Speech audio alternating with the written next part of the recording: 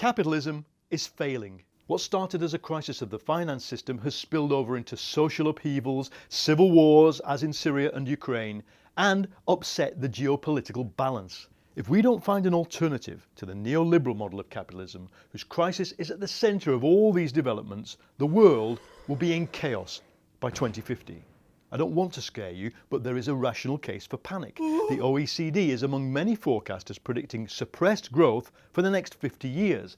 Inequality levels, they say, will rocket, and other economists worry about the impetus from higher education levels and the development of the global south being just a one-off. And if you add to this the demographic ageing problem, which Standard & Poor's says will make 60% of all country debts junk, and then climate change, what you're going to need is an economic system that works. But neoliberalism is broken. If you suppress wages, destroy the bargaining power of the workforce, and then expand the money supply without end, you create a cycle of booms and busts. And every bust wipes out a bit of the welfare state, and no bust ever properly wipes out the debts. So neoliberalism has become a machine for creating austerity. But I think there's an escape route. It's not about suppressing the market or deglobalizing the world.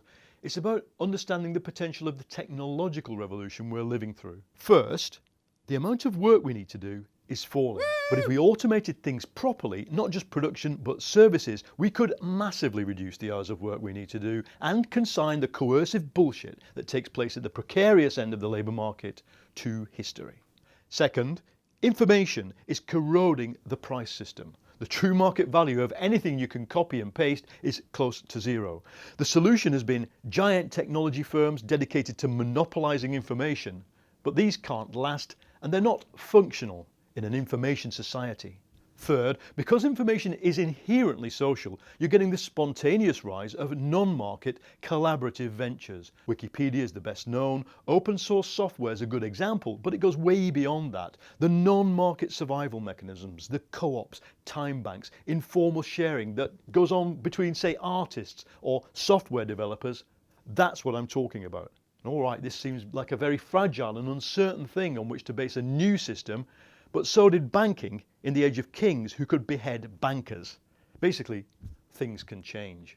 Post-capitalism is the system that will emerge if we suppress monopolies and let prices of information and things fall, and if we radically delink work from wages, and if we then nurture that part of the economy where free, shared and socially produced things are replacing money and market forces. Is post-capitalism impossible? I don't think so. I think what's impossible is the democracy of riot squads, oligarch-run political parties, fiscal coercion by central banks, the surveillance state. That's what's impossible. We're in a world where technology means we can first imagine things and then go out and make them. And all I'm asking is, why can't we do that with a new kind of economy as well? After the crash, instead of channeling money into the real economy where most of us live and work, politicians use quantitative easing or money printing to repair the balance sheets of banks, naively claiming that this would kickstart growth.